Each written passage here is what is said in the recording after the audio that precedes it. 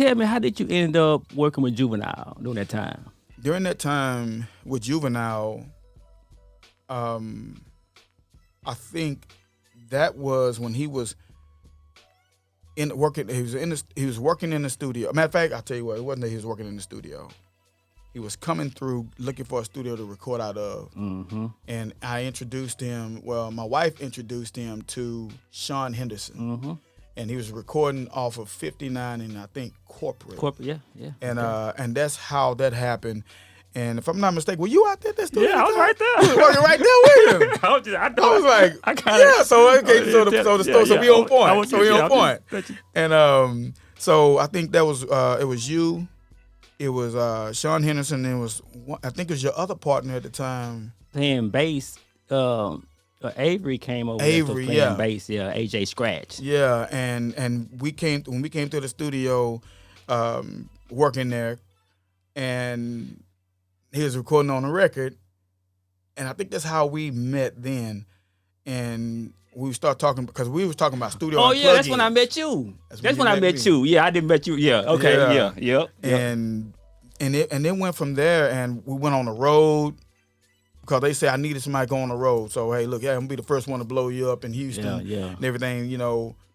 That was how I met with Juvie, and I met Skip, and I met Corey C, and I met Wacko. Yeah. I didn't meet Young Buck till later on when he became a part of the group. Yeah. Cause even though that story there. Yeah, and Young Buck. Yeah. But it went through from there to studio to studio from there, but prior to leading up to that, because I never knew that I would even run into Juvie. Yeah. At all. But it was all because my management said, remain coachable, teachable, and trainable. Always go out there, and speak to everybody. Make them tell you no. And I was trying to get on still. I was always trying to get on. Mm-hmm. A lot of times the artists are trying to get on and they've done enough work in their own. They just need to believe enough in themselves. And so when I finally realized that I was on, it wasn't that, it was just so obvious, all the artists and records that I've done on, and I just, I was going around saying I'm the most known unknown artist out there. Yeah. And then I realized that I am one of the most known artists out there, but I'm not the most unknown. Right. Because then I would be contradicting what I was saying. So I met Juvie through relationships. Yeah.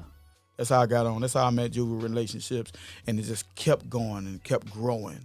Yeah. Kept growing me as an artist too as well, because I started seeing another level of the artists that were on. These were multi-platinum, 10-time platinum artists, and they were humble. Yeah.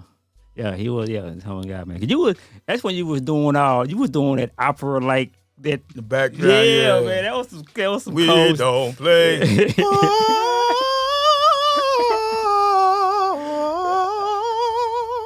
Doing all kind of, I used everything I learned in the music and choir, and so I used all of that